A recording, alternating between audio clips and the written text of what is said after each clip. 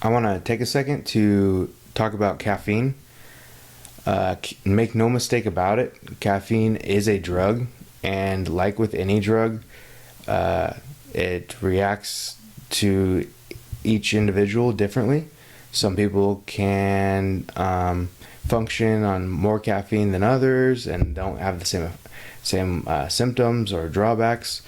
If you are struggling to fall asleep at night, if you feel as though you're not getting good sleep, if you've gotten, 6, 7, 8 hours and you wake up feeling groggy and just like you hardly slept at all, my first pit stop and my first question to myself would be, how much caffeine did I have yesterday?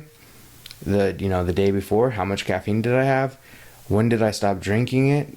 A rule of thumb that Ben Bergeron, he's a CrossFit coach for some of the top CrossFit Games athletes, including the female back-to-back, I believe, at one point champion. His rule of thumb is stop drinking caffeine at 2 p.m. If you work a normal day job, day shift, stop drinking caffeine at 2 p.m.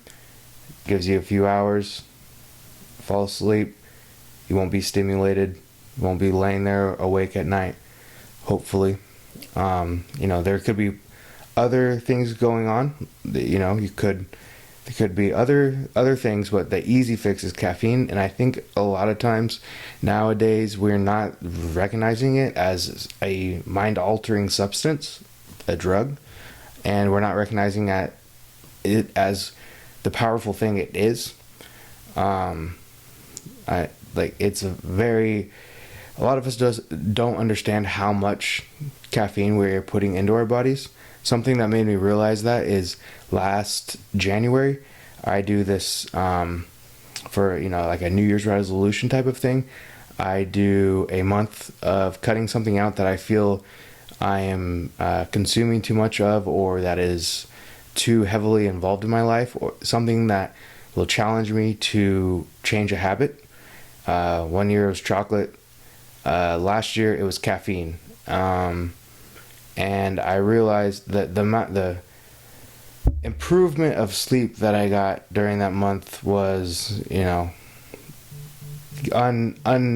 undescribable. It was just far better than what I was getting before. I was not struggling to fall asleep at night nearly as often and nearly as much, and the quality of sleep just seemed to improve exponentially.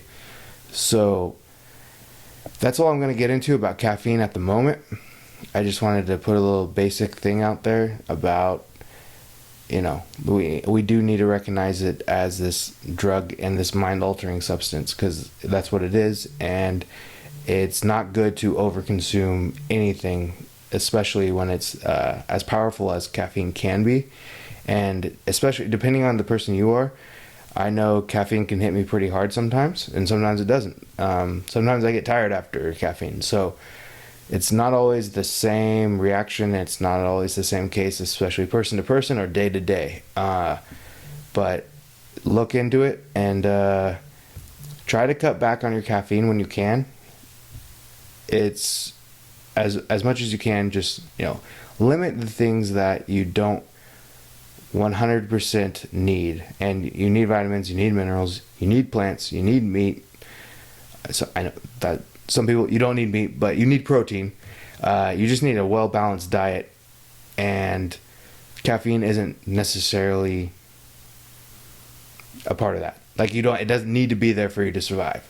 So, water, micronutrients, macronutrients, balanced diet, and try to just cut back on the caffeine just a little.